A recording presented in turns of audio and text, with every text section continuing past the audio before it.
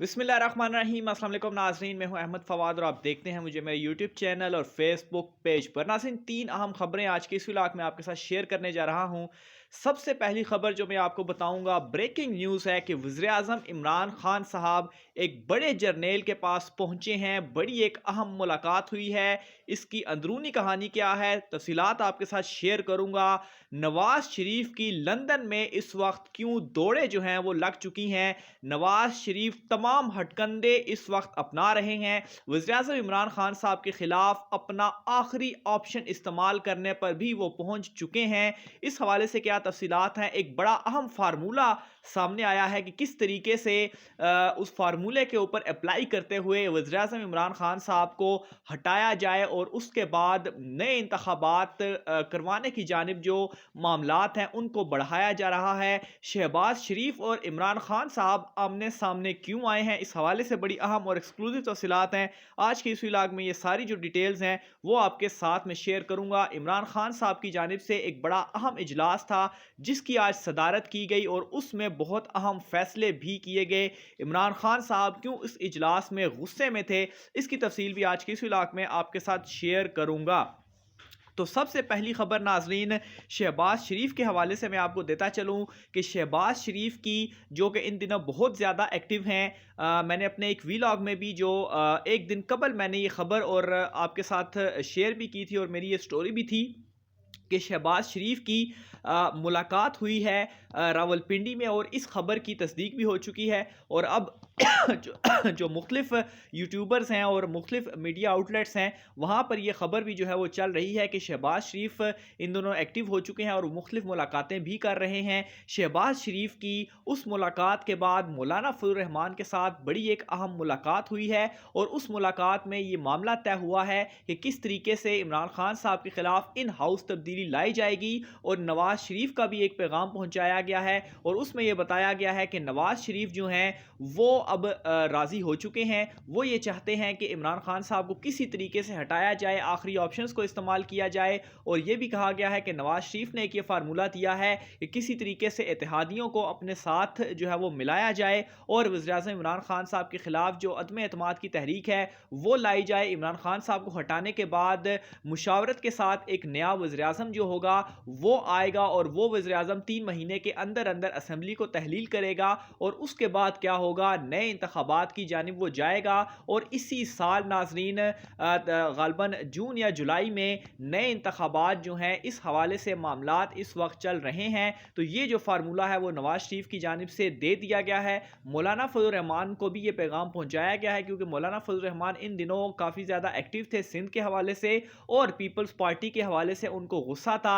लेकिन शहबाज शरीफ एक तरफ बिलावल भुट्टो से भी मुलाकातें कर रहे हैं और मौलाना फजल रहमान से भी मुलाकात कर रहे हैं, रावलपिंडी में भी वो मुलाकात कर रहे हैं और सबको कन्विंस कर रहे हैं और सबको एक पेज पर आने की, इकट्ठा करने की कोशिश कर रहे हैं ताकि इमरान खान साहब के खिलाफ अदम एतमाद लाई जाए और उनको हटाया जाए। और ये कोशिशें नाजरीन आखिरी हद तक जा रही हैं क्योंकि नवाज शरीफ पीपल्स पार्टी के साथ जो उनका पीडीएम में आपस में इख्तलाफ हुआ था उसके बाद वो पीपल्स पार्टी के साथ बात करने के लिए तैयार नहीं थे। लेकिन अब नाजरीन उनके लिए ये नागुज़ीर हो चुका है अपोजिशन के लिए कि इमरान खान साहब को हटाया जाए। और मैंने आपको बताया भी है कि नवंबर तक इमरान खान साहब का जो वक्त है वो बहुत मुश्किल में है, इसलिए अपोजिशन भी ये चाहती है कि इससे पहले पहले इमरान खान साहब को जो है वो हटाया जाए। तो ये जो है वो बड़ी एक अहम मुलाकात हुई है और इसमें ये जो सारे मामलात हैं वो डिस्कस हुए हैं।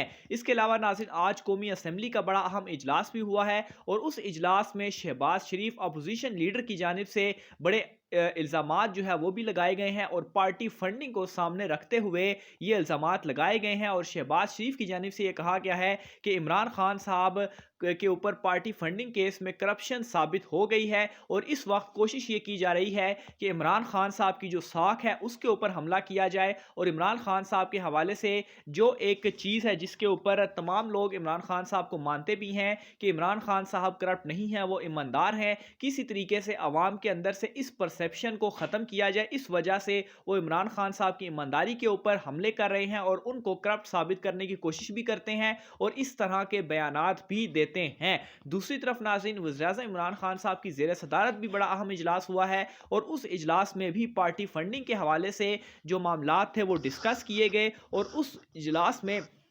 वज़ीर-ए-आज़म इमरान खान साहब की जानिब से बड़े गुस्से का भी इजहार किया गया और इमरान खान साहब की जानिब से ये कहा गया कि पार्टी फंडिंग केस में उन्होंने तमाम तर जो रसीदें थी वो इलेक्शन कमीशन ऑफ पाकिस्तान को फराहम की हैं, तमाम तर जो सबूत थे वो भी दिए और जो स्क्रूटनी कमेटी थी जो कि इलेक्शन कमीशन की जानिब से बनाई गई थी और उसका जो रिपोर्ट सामने आई थी, उस स्क्रूटनी कमेटी ने भी पार्टी फंडिंग वाले मामले के ऊपर पाकिस्तान तहरीक इंसाफ को क्लियर जो है वो कर दिया है। दूसरी जानिब नाज़रीन, शहबाज शरीफ के लिए उन्होंने बड़े जो है वो ये अल्फाज इस्तेमाल किए हैं कि शहबाज शरीफ को शर्म नहीं आती कि वो जाली टीटीज़ के ज़रिए से उसने जो है वो करप्शन की, उसने असासे बनाए और इसका वो जवाब भी नहीं दे रहे। लेकिन हमारी जो हुकूमत है, पाकिस्तान तहरीक इंसाफ की जो हुकूमत है, वो शहबाज शरीफ से इन जाली टीटीज़ का और इन करप्शंस का हिसाब जो है वो लेगी, इनका जवाब जो है वो लेगी। शहबाज शरीफ जो हैं वो एक बेशरम आदमी हैं। तो ये बेशरम वाले अल्फाज जो हैं वो इमरान खान साहब की जानिब से उसमें इस्तेमाल भी किए गए और काफ़ी गुस्से में इमरान खान साहब जो थे वो उस इजलास में नज़र आए थे। तो ये नाज़रीन, इस वक्त पॉलिटिकल एक्टिविटीज़ तमाम तर चल रही हैं। कोशिश की जा रही है कि इमरान खान साहब को किसी सूरत भी हटाया जाए, कुछ भी हो जाए, इमरान खान साहब को बस हटाया जाना चाहिए।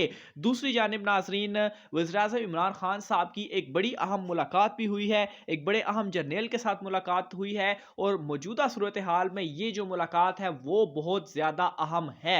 वज़ीर-ए-आज़म इमरान खान साहब की नए तैनात होने वाले जो DGISI हैं, जनरल नदीम अहमद अंजुम साहब, इनसे मुलाकात हुई है और इस मुलाकात में नाज़रीन army chief general Qamar Javed Bajwa साहब भी मौजूद थे और वज़ीर-ए-आज़म इमरान खान साहब की जो टीम है, जो कुछ वज़रा हैं, वो भी इस मुलाकात के अंदर मौजूद थे। इसकी तफसीलात नाज़रीन कुछ इस तरह से है कि वज़ीर-ए-आज़म इमरान खान साहब की जानिब से दौरा किया गया है ISI हेडक्वार्टर्स का और उस मुलाकात में जनरल नदीम जो हैं DGISI आर्मी चीफ और कुछ वज़रा जो थे वो शामिल थे। इसके बाद नाज़रीन ISPR की जानिब से ये जो एक प्रेस रिलीज़ या बयान भी एक जारी किया गया है ISI की जानिब से, उसमें नाज़रीन बहुत सारी चीज़ें जो है वो सामने आई और बहुत सारे लोग जो ये कह रहे थे कि एक सफ़ा फट चुका है, उनको जो है वो बड़ा करारा जवाब भी दिया गया है। तफसीलात के मुताबिक नाज़रीन, इस इजलास में वज़ीर-ए-आज़म इमरान खान साहब को मुल्क की सलामती और अफ़गानिस्तान की हालिया सूरत हाल के तनाज़ुर में खित्ते में होने वाली अहम तब्दीलियों पर ब्रीफिंग जो है वो दी गई। इसके अलावा इमरान खान साहब को कौमी सलामती, इस्तेहकाम और खुशहाली के लिए ISI की जो कोशिशें थी उनको इमरान खान साहब की जानिब से सराहा गया। इसके अलावा वज़ीर-ए-आज़म ने कौमी मफादात के तहत कौमी मफादात के तहफ़्फ़ुज़ के लिए जो की जाने वाली पेशा वराना कोशिशें हैं उसके ऊपर भी इत्मीनान का इजहार जो है वो किया गया। तो ये नाज़रीन जो दौरा है वज़ीर-ए-आज़म इमरान खान साहब का ISI सेक्रेटेरिएट का, ये बहुत अहमियत का हामिल है इस वक्त, क्योंकि इससे पहले जो मुलाकात थी वो नहीं हुई थी और ये तासुर देने की कोशिश की जा रही थी कि कुछ इख्तलाफात हैं, लेकिन अब ये मुलाकात जो है वो हो चुकी है और इसमें ये जो मुख्तलिफ ब्रीफिंग्स होती हैं, जो दी जाती हैं, वो इसमें दी भी गई हैं। तो इस वक्त नाज़रीन सूरत हाल, मुल्क की सियासी जो सूरत हाल है वो बहुत ज़्यादा गंभीर हो चुकी है। साथ ही साथ जो PDM है वो भी 25 जनवरी को अपना एक सरबराही इजलास भी करने जा रही है और उस इजलास में नाज़रीन बड़े अहम फैसले भी किए जाएंगे। उसकी तफसीलात भी आप नाज़रीन के सामने रखता रहूँगा। इसके अलावा नाज़रीन जो पाकिस्तान तहरीक इंसाफ है उसके इत्तेहादी और कुछ लोग अंदरूनी तौर पर बगावत करने की कोशिश कर रहे हैं, वो क्या मामला है इंशाल्लाह अगले व्लॉग में मैं आप नाज़रीन के साथ शेयर करूंगा। इस वक्त जो सूरत हाल है इसके ऊपर आप क्या सोचते हैं, अपनी राय का साथ कमेंट बॉक्स में लाजमी कीजिएगा। आज के व्लॉग से इतना ही, मुझे इजाज़त दीजिए। अल्लाह हाफ़िज़।